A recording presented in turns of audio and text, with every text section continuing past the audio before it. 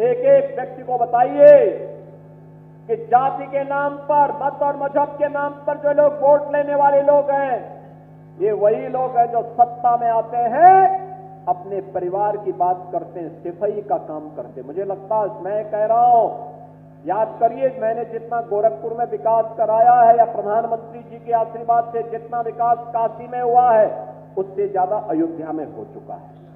क्या कोई भेदभाव हुआ है? क्या कोई कह सकता है कि अयोध्या के साथ भेदभाव हुआ है? अरे हमने तो, ये लोग तो अयोध्या में कार सेवका का रक्त बहाते थे और हम लोगों ने अयोध्या में दीपोत्सव से जो यात्रा प्रारंभ की, आज घर घर में दीप जल रहे हैं अयोध्या में।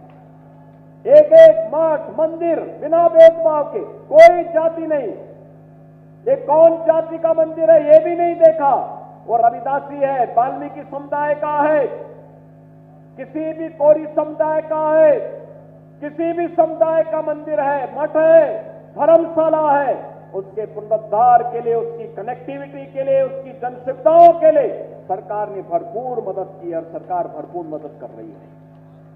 हमारे लिए ये सब एक बाग के अलग अलग पुष्प हैं जिनका एक ही उद्देश्य है, वह है भारत के लिए, भारत के विकास के लिए, सनातन धर्म की मजबूती के लिए। और सनातन धर्म का महापर्व, महाकुंभ का आयोजन प्रयागराज की धरती पे हो रहा है। बहनों और भाइयों, 34 करोड़ श्रद्धालु अब तक वहां स्नान कर चुके हैं और कल बसंत पंचमी का भी महापर्व है, अमृत स्नान भी है। मैं आप सबको ज्ञान के अधिष्ठात्री देवी मां सरस्वती के पावन आयोजन से जुड़े हुए इस महापर्व की बधाई देता हूं। समाजवादियों का नारा है, खाली प्लॉट हमारा है, यही तो करते थे लोग। समाजवादियों का नारा है, खाली प्लॉट हमारा है। और इसीलिए 2017 में जब हमारी सरकार आई तो हमने एंटी भूमाफिया टास्क फोर्स बनाया था। और बहनों और भाइयों, एंटी भूमाफिया टास्क फोर्स ने इन गुंडों से 64,000 एकड़ लैंड कब्जे से खाली करवाई है। इनकी बौखलाहट तो वहां है, इनकी बौखलाहट वहां पर है।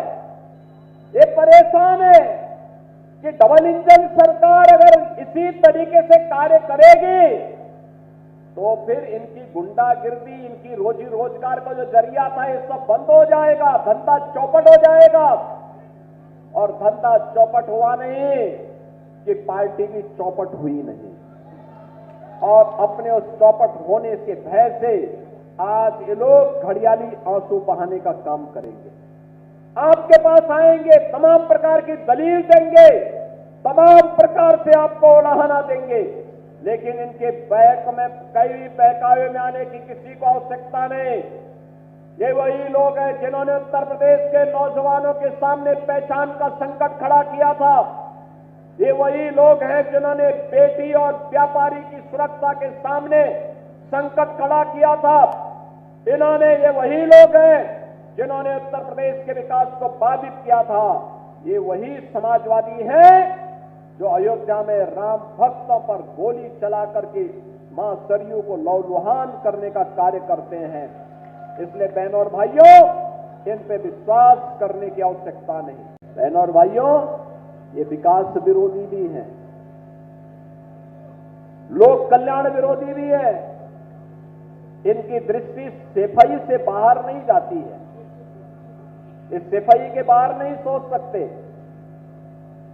जब सत्ता में आते हैं तो परिवार के लिए कार्य करते हैं, वोट मांगने के लिए जाति का सहारा लेते हैं, और जब सत्ता में आते हैं तो अपने परिवार का भरण पोषण करके सारे पद एक परिवार को दे दिए जाते हैं। और इसलिए मिल्कीपुर का चुनाव भी आज राष्ट्रवाद बनाम परिवारवाद का चुनाव बन गया है।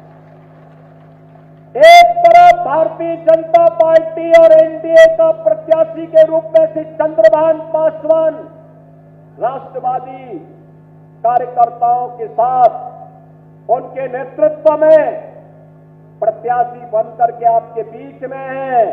और दूसरी तरफ समाजवादी पार्टी का परिवारवाद का नमूना, जिनका नाम भूमाफिया के नाम पर भी आता है, जिसका नाम हर प्रकार की अनैतिक और अराजक गतिविधियों में आता है, यह भी इस चुनावी मैदान में आपके सामने है। और इसीलिए मैं आपसे कहने के लिए आया हूं, ये कितना भी गिड़गड़ाए आपके सामने, कितना भी बोले, याद रखना इसकी असलियत तो हमेशा सामने आएगी। याद रखना सब कुछ सुधर सकता है, व्यक्ति की प्रवृत्ति नहीं सुधरती, नहीं सुधरती। एक पुरानी कहावत है कि कुत्ते की पूंछ कभी सीधी नहीं होती है, कभी सीधी नहीं होती है। ये सुधरेंगे नहीं, ये सुधरेंगे नहीं, क्योंकि इनका पेशा अपराध करना है, गुंडागर्दी करना है, बेटी और व्यापारी की सुरक्षा में सेंध लगाना है।